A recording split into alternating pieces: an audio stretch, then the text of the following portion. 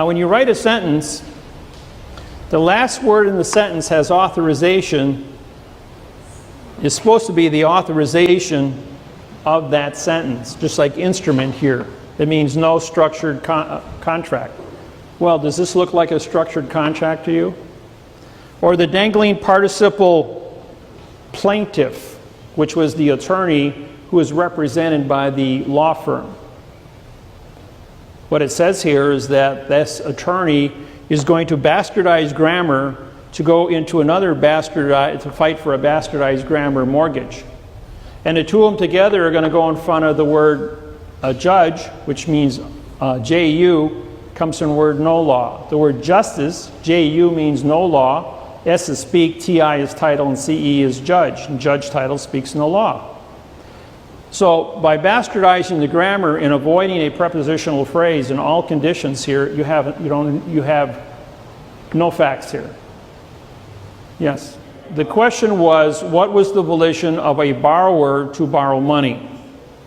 All right. What they don't teach you is that the person they advertise on TV, you're taught by your parents, and we learned from example, to go out and borrow money to buy a home. If you're fortunate enough to pay cash for it, that's another thing. But maybe only one person in 100 actually pays cash for a home. The rest of the world goes out and they borrow the money. And the home is used as the equity to back up the mortgage itself. But a bank is not allowed to lend money from its investors or its depositors. So the bank has to take your mortgage, and when they present you with a mortgage, I'll use this one here. This document here is your Fannie Mae, Freddie Mae mortgage. Now, even though you can't see the ABC alphabet from where you sit, you can see color. Anything that's pink is an adverb, and anything that's green on this paper is a verb. All the words that are not colored are adjective pronouns. So if you're going to modify something, your white is going to be modified and your pink is going to be modified. The green section is going to be your facts used as verbs. You can look at this up close after the fact. And you can see how many times that this document written by Fannie Mae and Freddie Mac has been modified to create a false document.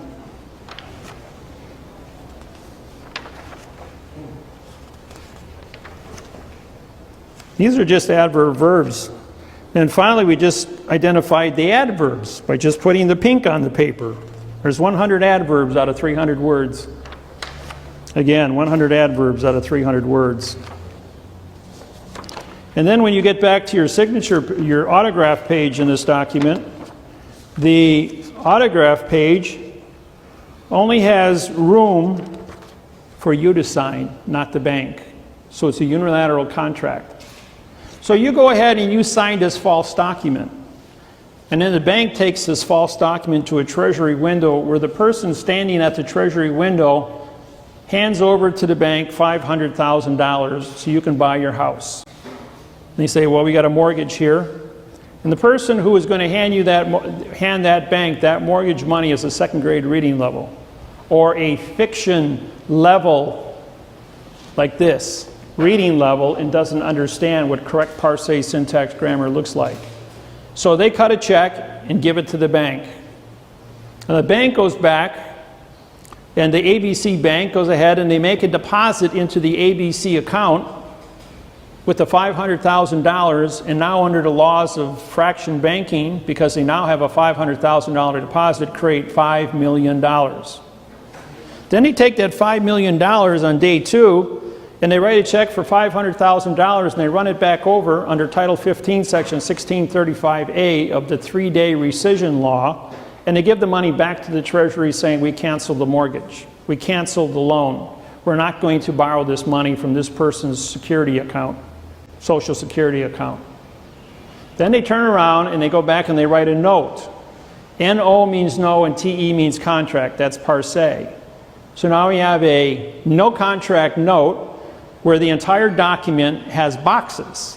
All the numbers are placed in independent boxes. All the written words are placed into another set of boxes.